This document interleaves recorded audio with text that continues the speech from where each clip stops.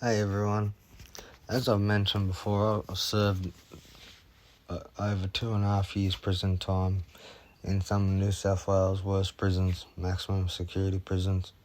I've served time with some notorious inmates. Today we'll be discussing some of Australia's worst serial killers. This will be a series and it'll be worldwide killers, where each video I'm going to talk about a couple lesser known serial killers. Today we have Reginald, Arthurell and John Wayne Glover. Let's get into it. So Reginald Arthurell, he was a 3-time convicted murderer, but he's suspected of more murders. He shocked Australia in the mid and late 70s, in the late 80s and 90s.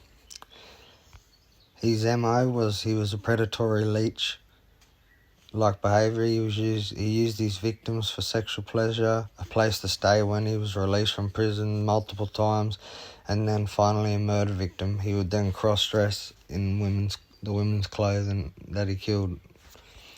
He's been convicted of murder and manslaughter on multiple occasions. He also got released in the last few years after serving 20-something years, and then he got sent back for indecent assault and sexual touching. He's suspected of up to 5+ murders, crimes, crimes, multiple murders, molestation, indecent assault, robbery, break and enter, manslaughter. That's Reginald Kenneth Arthurell. Alright, so next up we have in this video John Wayne Glover, aka the Granny Killer.